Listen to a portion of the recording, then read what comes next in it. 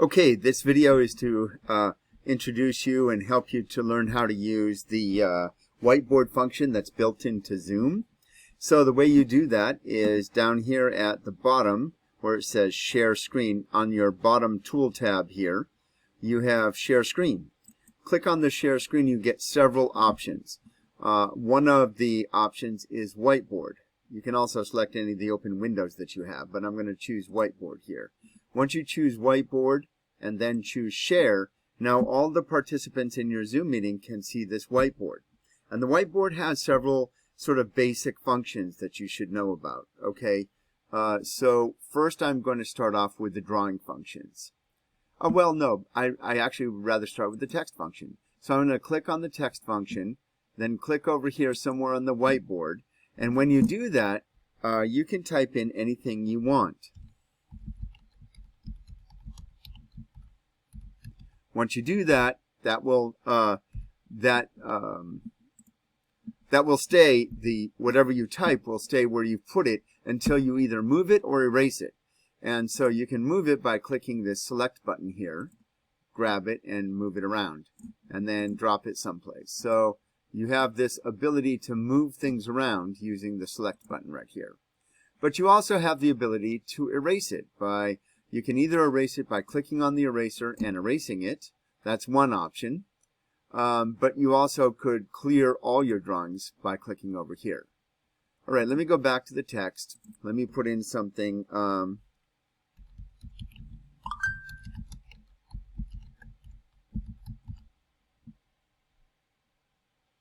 Okay. So let's see. Now we want to do, we also have these different drawing tools. So I'm going to start here with this drawing tool. Now, warning, this takes a little bit of practice. So you might want to, not might, but definitely will. By the way, I'm going to choose a color from my ink. So I'm going to choose one of these colors using format over here. I'll just choose, let me just choose red for the time being. Okay, when you choose your color ink, then of course it'll come out that color. So you might write something like this.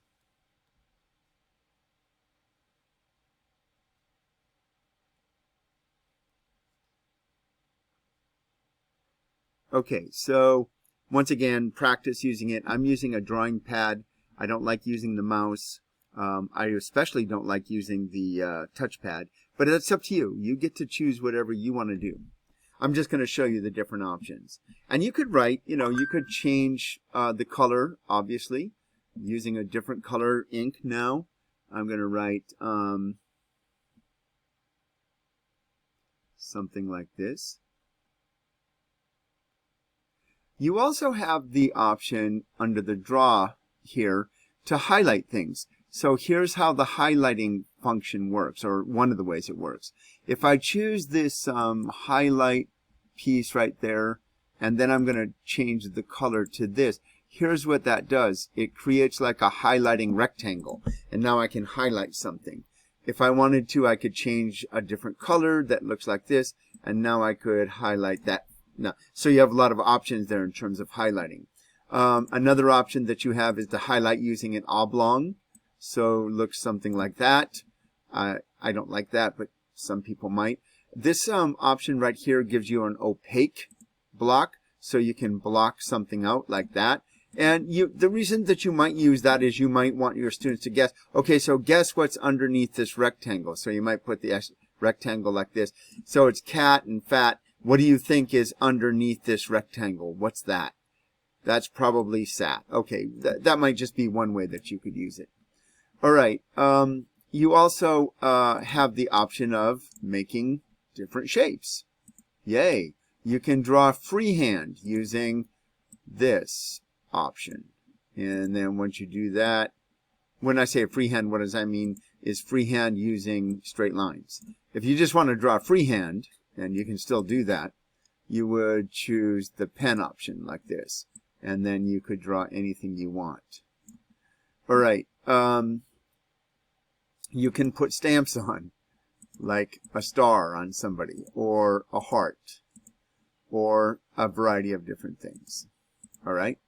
Now, you also, if you have the option, excuse me, you always have the option to use the highlighter.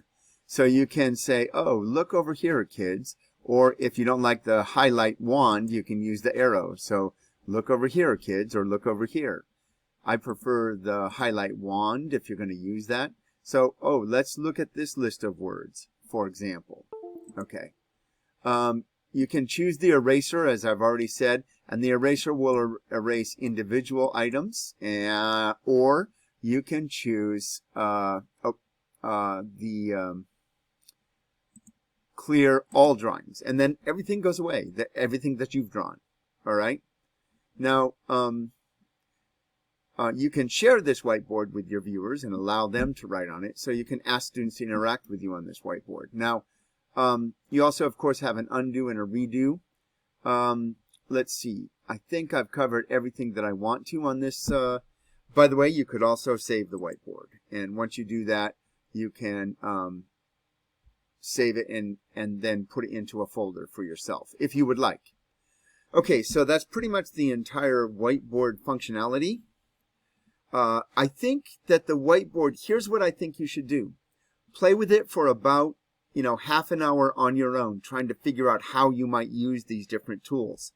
If you want me to help you, I'm super glad to do that. I have a bunch of ideas of how it might be used in every grade level, and I'm glad to do that. Okay, thank you.